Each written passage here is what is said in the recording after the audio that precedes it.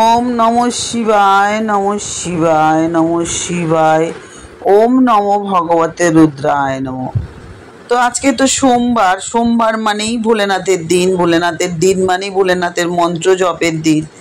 तो आमी आज के आपनादेर साथे भोलेनाथेर रुद्र मंत्र जप करब 108 बार।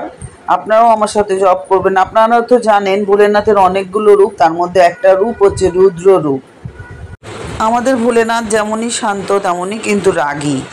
और रुद्र रूप कखन आमरा जेनेছি সেই গল্পটা জানেন নিশ্চয়ই আপনারা। সেটা হলো যখন দক্ষ যজ্ঞ করেছিলেন, সেই দক্ষ যজ্ঞের মধ্যে যখন সতী উপস্থিত হয়েছিলেন বিনা নিমন্ত্রণে, তখন দক্ষ মানে সতীর পিতা শিবের নামে অনেক খারাপ কথা বলেছিলেন। এটা সহ্য করতে না পেরে কিন্তু তিনি আহুতি দিয়েছিলেন নিজেকে।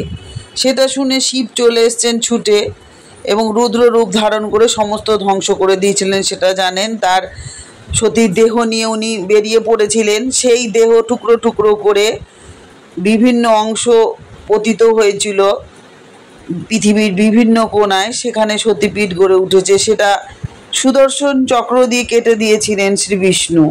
সে গল্প আমি আপনাদের সাথে হয়তো এর আগেও করেছি বা নেক্সট আবার আমি কোনো ভিডিওতে করব এই গল্পটা, রুদ্র রূপের গল্প।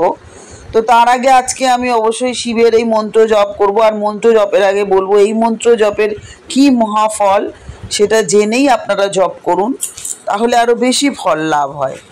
শুরু করার আগে বলবো নতুন হয়ে থাকলে অবশ্যই আমার চ্যানেলটা সাবস্ক্রিপশন করে পাশে থাকুন, সকলের সাথে শেয়ার করুন, লাইক ও কমেন্ট অবশ্যই করবেন। আর বলবো আপনারা অল বাটনে প্রেস করে রাখবেন, তাহলে আমি এরকম ধরনের ভিডিও দিলেই আপনারা তৎক্ষণাৎ পেয়ে যাবেন। তো চলুন আজকে ভোলেনাথের এই রুদ্র মন্ত্রের কি মহাফল সেটা জেনে নিই, তারপরেই আমি জপ শুরু করব। তো ভিডিওটা ভালো লাগলে, আর তার থেকেও বড় কথা ভগবানের কথা বা ভগবানের মন্ত্র জপের যা কিছুই আপনারা ভগবানের নামে শেয়ার করবেন সবটাই কিন্তু আপনাদের ঝুলিতেই যাবে, যত পুণ্য করবেন। তো যাই হোক, ভালো লাগলে আপনারা অবশ্যই ভিডিওটা সকলের সাথে শেয়ার করে দেবেন। আর বন্ধুরা ভালো থাকুন, ভোলেনাথের নামে থাকুন, ভগবানের নামে থাকুন, দেখবেন সমস্ত কিছু উতরে যাবে। তো চলুন আজকে আমরা জেনে নিই এই রুদ্র মন্ত্র জপের ফল। রুদ্র মন্ত্র অর্থ, তাৎপর্য এবং উপকারিতা। ভগবান শিবকে এই জগতের পুনর্নির্মাতা হিসেবে মনে করা হয়। এছাড়া তাকে ত্রিমূর্তিদের মধ্যে সবথেকে শক্তিশালী হিসাবে বিবেচনা করা হয়, অর্থাৎ ব্রহ্মা বিষ্ণু মহেশ, তার মধ্যে মহেশকেই আমরা বেশি শক্তিশালী জানি।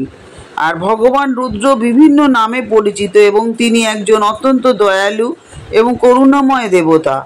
যদিও তার নামটি হিংস্র এবং আক্রমণাত্মক শোনায়, ভগবান রুদ্র তার ভক্তদের চাহিদা পূরণ করার জন্য পরিচিত, যারা বিভিন্ন রুদ্র মন্ত্র পাঠ করেন। আর রুদ্র কবচ মন্ত্র নামেও কিন্তু পরিচিত এইটা।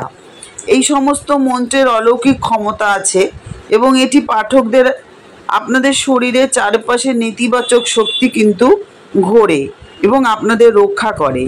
এই মন্ত্রটি সাধারণত ভগবান রুদ্রকে সাধারণভাবে অর্ঘ্য হিসাবে ব্যবহার করা হয়।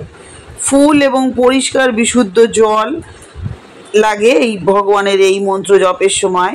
আপনি নিয়মিত রুদ্র মন্ত্রটি পাঠ করতে পারেন। যজুর্বেদ অনুসারে এই রুদ্র মন্ত্র হলো ভগবান শিব বা মহাদেবকে উৎসর্গ করা হয়। সব থেকে আশ্চর্যজনক এটাই হচ্ছে বৈদিক স্তোত্রগুলোর মধ্যে একটি। শিবের এই রুদ্র মন্ত্র জপের প্রধান ফল হলো মানসিক শক্তি বৃদ্ধি, সাহস এবং আধ্যাত্মিক উন্নতি লাভ। এই মন্ত্র জপ করলে রোগ দুঃখ দূর হয়ে যায়, নেতিবাচক শক্তি দূর হয় এবং সম্পদ এবং সমৃদ্ধি বৃদ্ধি পায়।